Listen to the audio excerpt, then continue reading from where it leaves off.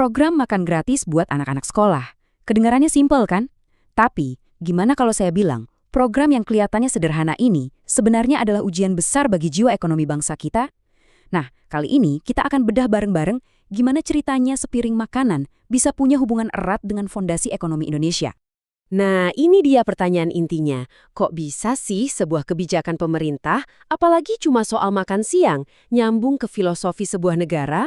Jawabannya, ternyata ini bukan cuma soal mengisi perut yang lapar, tapi lebih jauh lagi, ini soal menegakkan sebuah prinsip. Oke, untuk bisa menjawab itu semua, kita harus kenalan dulu sama cetak biru atau blueprint ekonomi kita.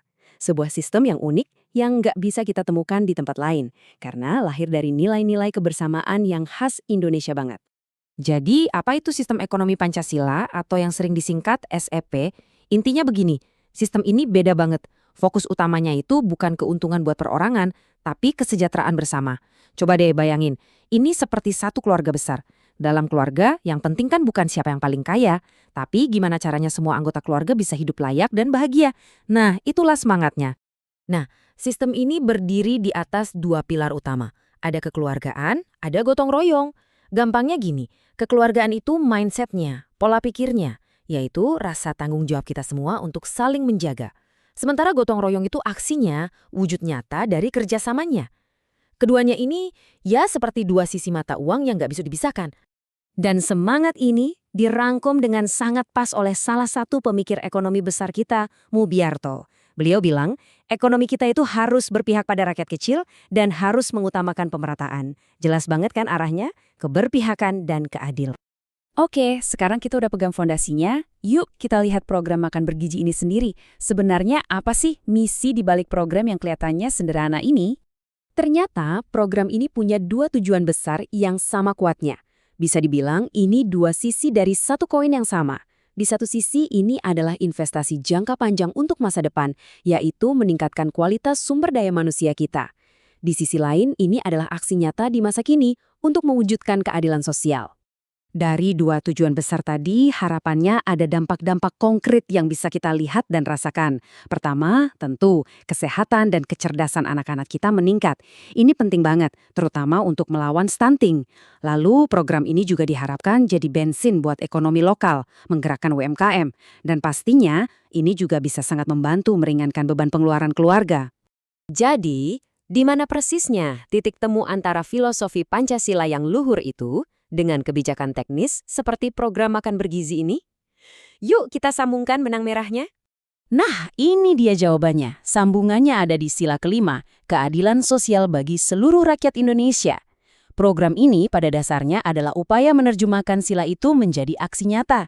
Caranya, dengan memastikan semua anak tanpa pandang bulu, kaya atau miskin, di kota atau di desa, punya kesempatan yang sama untuk dapat gizi yang layak. Ini soal keadilan dari level yang paling dasar. Dan kalau kita tarik lebih jauh lagi, ini pas banget dengan prinsip negara kekeluargaan tadi. Artinya apa? Artinya negara itu hadir. Negara mengambil peran sebagai induk yang melindungi dan merawat anak-anaknya, terutama mereka yang paling rentan dan butuh bantuan. Jadi ini bukan sekedar program, tapi penegasan peran negara. Oke, dampak program ini tuh dirancang nggak berhenti cuma di piring anak-anak. Idenya adalah menciptakan sebuah efek domino positif, atau yang biasa disebut multiplier effect, yang diharapkan bisa menyebar ke seluruh sendi ekonomi masyarakat. Gimana cara kerjanya? Yuk kita lihat.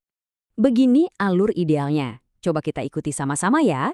Pertama, pemerintah mengucurkan dana. Nah, dana ini nggak lari ke perusahaan-perusahaan besar, tapi langsung disalurkan ke UMKM dan koperasi di daerah-daerah.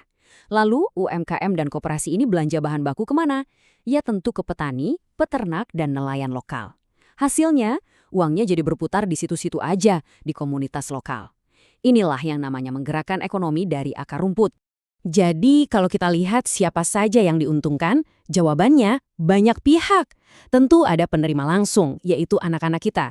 Lalu, ada UMKM dan koperasi sebagai penyedia jasanya yang dapat orderan.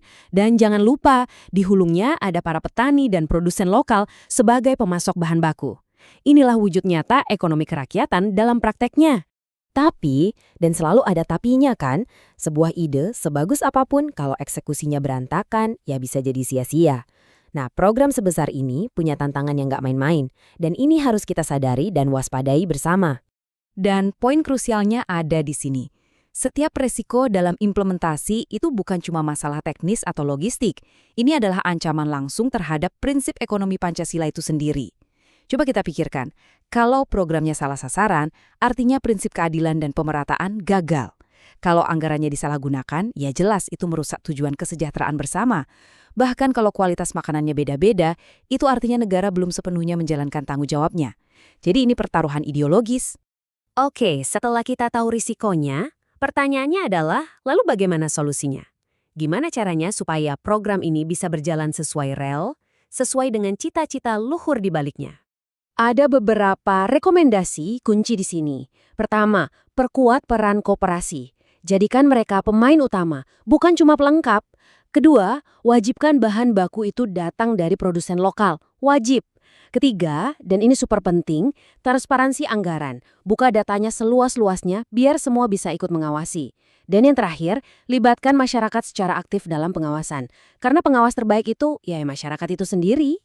Pada akhirnya, pembahasan ini membawa kita kembali ke sebuah pemikiran mendasar. Kesuksesan program ini bukan cuma diukur dari apa yang kita berikan, yaitu sepiring makanan bergizi. Tapi yang jauh lebih penting adalah bagaimana cara kita memberikannya. Prosesnya, metodenya, integritasnya. Karena disitulah jiwa ekonomi Pancasila benar-benar diuji. Pertanyaannya untuk kita semua, sudah siapkah kita?